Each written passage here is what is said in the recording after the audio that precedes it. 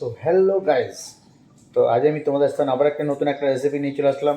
তো গাইস, তোমরা সবাই কেমন আছো? আশা করি সবাই ভালো আছো, আমিও ভালো আছি। তো আমি সুইট মাস্টার আর আমার সাথে আছো তোমরা। তো চলো আজ আরেকটা ধামাকাদার রেসিপি নিয়ে আসলাম। সেটা কি, থাম্বনেল থেকে তোমরা অবশ্যই বুঝতেই পারছো। হ্যাঁ, ঠিকই দেখেছো, ছানার কেক। তা ছানার কেক কী করে তৈরি করতে হয়, বাট কী করে কী করতে হয় তা তোমাদেরকে স্টেপ বাই স্টেপ দেখাবো। ভিডিওটা স্কিপ না করে পুরোটাই দেখো। তা চলো ভিডিওটা শুরু করা যাক।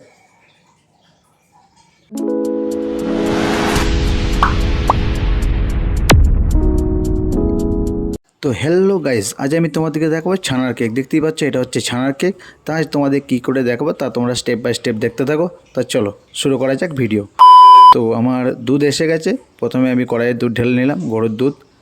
অবশ্যই আমাদেরকে আগে রেডি করতে হবে, যেহেতু আমি সব আমার ছানার আইটেম। তাই আমার দুধ এসে গেছে, আমি দুধ গরম করছি। ঠিক আছে, এবার দুধটা গরম হতে থাকবে। আর মানে তলায় চেপে চেপে নাড়বে, দুধ যেন লেগে না যায়। তো আমি চেপে চেপে নাড়লাম। দুধ আমার গরম হয়ে গেছে, দেখতে জায়গায় দুধ ফুটে গেছে। তো দুধটাকে আমি ঠিক সাদা গামছা দিয়ে ছেঁকে কাটিয়ে নেব। দেখতে জায়গায় ঠিক এবার ছেঁকে কাটিয়ে নেবে। তো আমার ছাঁকা কাটানো কমপ্লিট।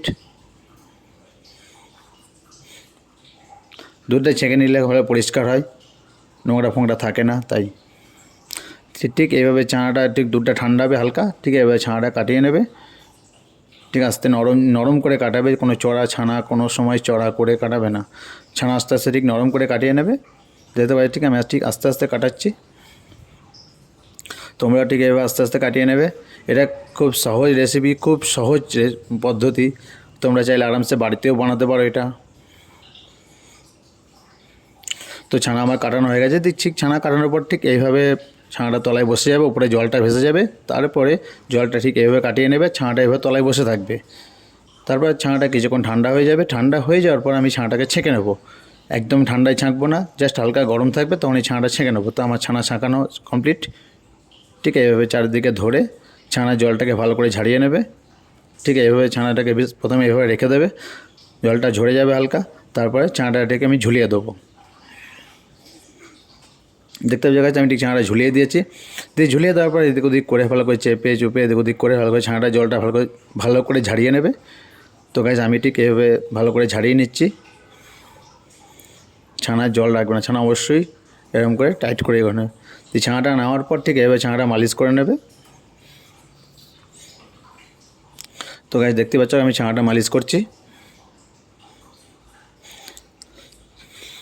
তো আমার মালিশ করা কমপ্লিট। এবার আমি তোমার দেখাবো, এবার আমি 2 কিলো ছানা নিয়ে নিলাম। দেখতে পাচ্ছ গাইজ আমি ঠিক 2 কিলো ছানা নিয়েছি। তোমাদেরকে আমি 2 কিলো হচ্ছে এটা ছানার কেক। এটা হচ্ছে ছানার কেক, আর অনেকজন এটা ছানা পোড়া বলে। তো ছানা কেকটাই শুনতে বেশি ভালো, এটা খেতেও খুব সুস্বাদু, এবার দেখতেও খুব সুস্বাদু। দিয়ে সুজি দেবে 100 গ্রাম। 2 কিলো ছানায় 100 গ্রাম সুজি। দেখতে পাচ্ছ গাছটিকে আমি 100 গ্রাম সুজি নিয়েছি। আর চিনি নেবে।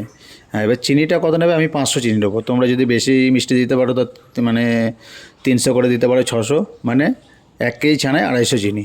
তোমরা চাইলে 300 দিতে পারো, 350 দিতে পারো, যেটা ভালো লাগবে আর কি। তো আমি 250 করে চিনি দিচ্ছি। তোমার 2 কিলো ছানা আছে, 500 চিনি দিলাম।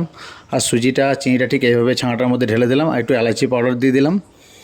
যে 2 কিলো ছানা আমি ওয়েট করলাম, তার মধ্যে সব কিছু আমি ঢেলে মিক্স করছি। ঠিক এইভাবে মিক্স করে নিতে হবে। ঠিক ভালো করে ঠিক এভাবে মিক্স করে নেবে।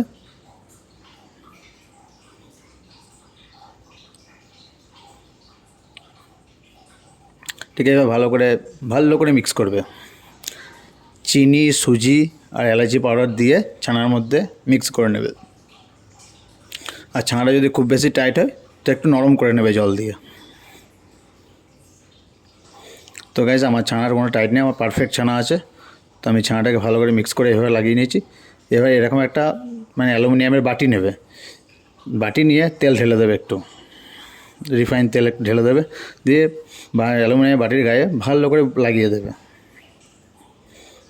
ভালো করে আমি লাগিয়ে দিচ্ছি।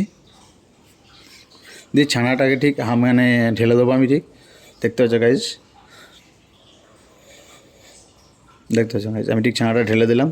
তবে 1 চামচের ছানাটা পড়ে গেল। দিয়ে ছানাটা ঢেলে দেওয়ার পর বেশ ভালো করে বাটির মধ্যে আমি সমান করে দিচ্ছি। ঠিক আমি যেভাবে করছি এই প্রসেস করো। যদি কোনো অসুবিধা হয় তো আমাকে কমেন্টে বলো, আমি তার রিপ্লাই অবশ্যই দেবো। ঠিক এইভাবে ভালো করে সমান করে নেবে। তো এবার ছানার কেক এবার আমি মানে মেশিনে দেবো। এটা হচ্ছে মেশিন আমাদের। তো এই মেশিনে আমি ভরে দিলাম। এটা মোটামুটি আমার হবে টোটাল 90 মিনিট টাইম লাগবে। তো প্রথমে আমি 60 মিনিট দিলাম।